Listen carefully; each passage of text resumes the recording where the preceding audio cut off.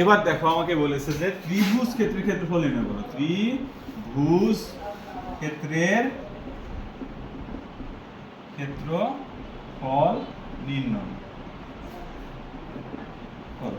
তাহলে ত্রিভুজ ক্ষেত্রের ক্ষেত্রফল নির্ণয় করতে যায় আমরা দেখছি এখানে একটা কি হয়ে গেছে, ত্রিভুজ হয়ে গেছে না? কি হয়ে গেছে? এটা একটা ত্রিভুজ।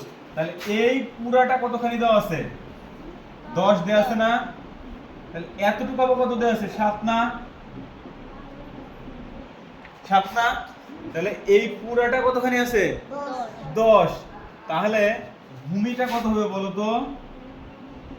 ভূমি সমান কি হবে? এই 10 থেকে যদি আমি 7 বাদ দিই তাহলে কি পাবো?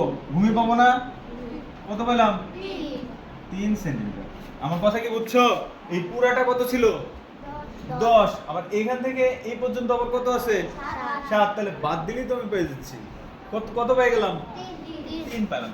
এবার তুমি আমাকে বলো এটা যদি 4 হয় এটা কত হবে? 4 এটাও 4। তাহলে হচ্ছে উচ্চতা কত? 4 উচ্চতা সমান হচ্ছে 4 সেন্টিমিটার।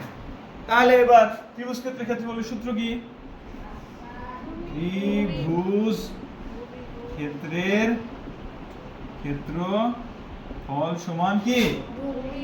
ভূমি গুণ উচ্চতা ভাগ 2। ক্লিয়ার? তাহলে এবার ভূমি কত এখানে? ভূমি কত? 3। উচ্চতা কত? 4 ভাগ 2। তাহলে 3 4 কত হয়? 12 ভাগ 2। তাহলে 12 কে 2 দ্বারা ভাগ করলে কত হয়? 6 2 12। তাহলে যখনই ক্ষেত্রফল হবে তখনই কি হবে? সেন্টিমিটার আর থাকবে? কি হয়ে যাবে? বর্গ সেন্টিমিটার, বর্গ সেন্টিমিটার, বর্গ সেন্টিমিটার, বর্গ সেন্টিমিটার। পাইলাম কত? 6 বর্গ সেন্টিমিটার। ক্লিয়ার? তাহলে এখানে আগের বার কত পাইছিলাম? আয়তক্ষেত্রের ক্ষেত্রফল পাইছিলাম 28 বর্গ সেন্টিমিটার, আর ত্রিভুজ ক্ষেত্রের ক্ষেত্রফল কত পেলাম?